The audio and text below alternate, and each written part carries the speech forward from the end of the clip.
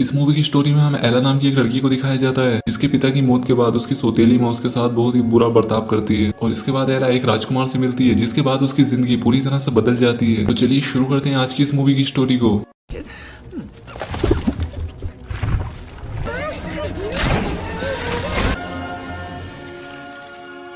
Movie start होती है और हमें एक हैप्पी फैमिली को दिखाया जाता है जिसमें एक कपल और उनकी एक बेटी होती है और उस लड़की का नाम एला होता है और ये फैमिली खुशी से अपनी जिंदगी जी रहे थे और इनका जंगलों के बीच एक खूबसूरत सा घर भी होता है। अब ऐसे ही दिन बीतते जाते हैं और एक दिन एला की मोम काफी बीमार हो जाती है और उन्हें एक खतरनाक बीमारी होती है जिसके चलते वो जल्द ही मरने वाली थी और इसीलिए वो एला को अपने पास बुलाती है और कहती है कि चाहे मैं जिंदा रहूं ना रहूं, जिस चीज मैंने तुम्हें सिखाई है उसे हमेशा याद रखना और तुम खुद का ख्याल रखना और बाकी सबका भी और अपनी जिंदगी में खुश रहना। वो कहती है कि मैं भले ही तुम्हारे पास ना रहूं लेकिन मैं आसमान से तुम्हें हमेशा देखूंगी। और इसके कुछ समय बाद एला की मॉम की डेथ हो जाती है। अब एला के फादर उसका बहुत ख्याल रखा करते थे और अब समय के साथ एला भी बड़ी हो चुकी थी और समय इसी तरह से गुजरता जा रहा था। एला की सभी देख रेख उसके फादर ही किया करते थे और एला के फादर के लिए भी सब कुछ उनकी बेटी ही थी। लेकिन एक दिन अचानक से एला के फादर एक दूसरी लेडी से शादी कर लेते हैं और उस औरत को अपने घर ले आते हैं और ये औरत एक विडो होती है और उस औरत के साथ उसकी दो बेटियां भी होती हैं। अब सिंड्रेला को वो लेडी और उसकी बेटियां आदत की काफी ज्यादा खराब लगती है। अब पहले तो एला अपने फादर के डिसीजन से खुश नहीं होती लेकिन वो खुद भी जानती थी कि अभी तक उसके फादर ने उसका कितना साथ दिया है और उसके फादर ने कितने साल उसके साथ ऐसे ही टाइम गुजारा है और इसलिए एला भी उन तीनों माँ बेटियों के साथ एडजस्ट होने की कोशिश करती है। अब इसके बाद एला की स्टेप मदर ने अपने घर में एक पार्टी रखी होती है लेकिन एला को इस पार्टी में अच्छा नहीं लग रहा होता और इसलिए एला अपने एनिमल्स फ्रेंड के पास आ जाती है। अब इसके बाद एला जब अपने फादर के पास आती है तो उसे पता चलता है कि इसके फादर टाउन से किसी काम के चलते बाहर जा रहे हैं। अब यहाँ पर एला और उसके फादर बात कर ही रहे होते हैं कि तभी वहाँ पर वो लेडी ट्रीमैन आ जाती है और वो यहाँ पर आकर इनकी बातें सुन लेती है लेकिन उसे ये बिल्कुल भी पसंद नहीं आता और इसके चलते उसे एला से जलन हो जाती है क्योंकि जो प्यार वो खुद पाने के लिए यहाँ पर आई थी वो सारा प्यार एला को मिल रहा था। अब एला के फादर के घर से जाते ही ट्रीमैन अपना असली रूप दिखाना शुरू कर देती है। वो एला का रूम छीन लेती है और उसे अपनी बेटियों को दे देती है और वो एला से एटिक में रहने के लिए कहती है। अब एला वहाँ पर अपने एनिमल फ्रेंड्स के साथ रहना शुरू कर देती है। अब यहाँ पर आकर एला दुखी नहीं होती बल्कि और भी ज्यादा खुश होती है क्योंकि उसे बार बार अपनी स्टेप मदर और स्टेप सिस्टर का सामना नहीं करना पड़ेगा। लेकिन वो यहाँ पर गलत होती है क्योंकि ट्रीमैन और उसकी बेटियों ने एला को तंग करना शुरू कर दिया था। वो यहाँ पर एला से नौकरों वाले काम करवाना शुरू कर देते हैं। अब एक दिन एला के फादर का सर्वेंट अकेले ही वापस आता है जो कि एला को आकर बताता है कि उसके फादर रास्ते में बीमार हो गए थे और इसके चलते वो वहीं पर मारे गए। अब ये बात सुनकर एला को बहुत ज्यादा दुख होता है क्योंकि उसके लिए दुनिया में एक ही ऐसा इंसान था जो उसे बहुत ज्यादा प्यार किया करता था और अब उसकी भी डेथ हो चुकी थी। अब उसे एक तरफ तो अपने फादर की मौत का दुख होता है और दूसरा ये कि उसे अब इस घर में अकेले ही स्टेप मदर और उसकी बेटियों के साथ रहना पड़ेगा। अब यहाँ पर ट्रीमैन पैसे बचाने के लिए सारे नौकरों को घर से निकाल देती है और अब वो सारे घर का काम एला पर ही थोप देती है। अब यहाँ पर वो कपड़े धोना, सफाई करवाना और खाना बनाने जैसे काम भी एला से करवाती है और जब ये तीनों माँ बेटी खाना खाकर उठ जाती है तो जो बचा खाना होता है वो एला के हिस्से में आता है जो कि एला अपने एनिमल्स फ्रेंड के साथ मिलकर खाती है। अब रात में एला को इतनी सीढ़ियां चढ़कर एटिक तक जाना काफी मुश्किल लगता है और रात में काफी ज्यादा ठंड भी होती है तो एला इसलिए किचन में जमीन पर ही सो जाती है। अब इसके बाद जब एला सुबह सोकर उठती है अब आग के पास सोने के चलते एला के मुंह पर सिंडर्स लग जाते हैं और इसके चलते एला की फैमिली उसे सिंड्रेला कहना शुरू कर देती है। अब एला इस सबसे काफी तंग आ जाती है और एक दिन वो हॉर्स राइडिंग करती हुई जंगलों की तरफ निकल जाती है और यहाँ पर एला को एक स्टेज देखने को मिलता है और उसे यहाँ पर प्रिंस और उसके सैनिक हंट करने के लिए आए होते हैं। अब ये देखकर एला उससे भागने के लिए कहती है और ऐसा करते हुए एला का हॉर्स भी कंट्रोल से बाहर हो जाता है और वो भी तेजी से भागना शुरू कर देता है। अब यहाँ पर वो प्रिंस उसकी हेल्प करने के लिए आता है और वो यहाँ पर एला को अपने आप को किड बताते हुए कहता है कि वो पैलेस में सर्वेंट है। अब यहाँ पर एला और प्रिंस एक दूसरे को पसंद करने लगते हैं लेकिन यहाँ पर एला प्रिंस को अपना नाम बताए बिना ही यहाँ से चली जाती है। अब पैलेस पहुंचने पर प्रिंस को पता चलता है कि किंग की तबीयत काफी ज्यादा खराब है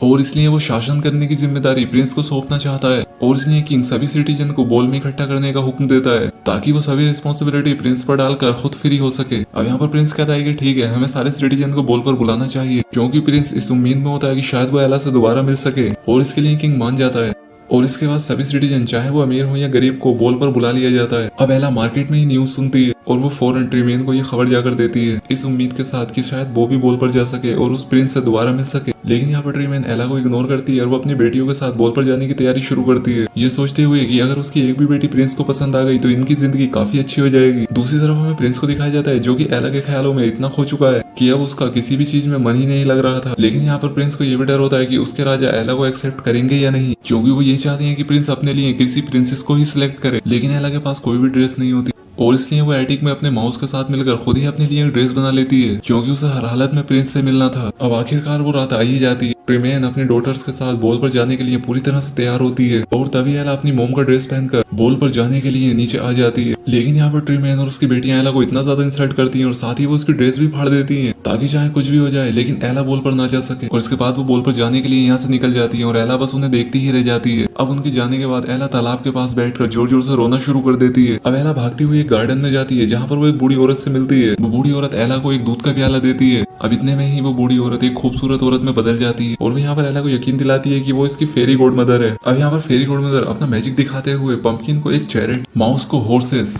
लेजर्ड को फुटमैन और गूस को काउचमैन में बदल देती है ताकि एला अपनी सवारी से आराम से पैलेस में जा सके। अब इसके बाद वो अपना जादू दिखाते हुए एला की ड्रेस को चेंज कर देती है। अब इसके बाद जब एला अपने रथ में कदम रखती है तब वो फेरी उसके शूज को भी चेंज कर देती है और उसे एक ग्लास में बदल देती है। अब इसके बाद वो फेरी एला पर स्पेल करती है जिसके चलते उसकी स्टेप फैमिली उसे पहचान न सके। अब इसके बाद एला अपने रथ पर बैठकर उस पैलेस के लिए निकलने लगती है। अब कैसल में इवेंट स्टार्ट हो चुका था। अब इसके बाद जब एला वहां पर पहुंचती है तो वो काफी ज्यादा खुश होती है और जब प्रिंस इसे देखता है तो वो बहुत ज्यादा खुश होता है क्योंकि प्रिंस तो बस एला का ही इंतजार कर रहा था। अब उस पैलेस में जितने भी लोग मौजूद होते हैं वो सबके सब एला को ही देख रहे थे। अब प्रिंस एला को आगे बुलाता है और ये दोनों आगे आकर डांस करने लगते हैं। अब एला की स्टेप मदर और उसकी सिस्टर उसे पहचान नहीं पा रही थी क्योंकि उस परी ने उस पर मैजिक कर दिया था। अब ये लोग डांस करते करते एक दूसरी जगह पर आ जाते हैं क्योंकि एक सीक्रेट गार्डन में पहुंच चुके थे क्योंकि यहाँ पर इससे पहले कोई भी नहीं आया था।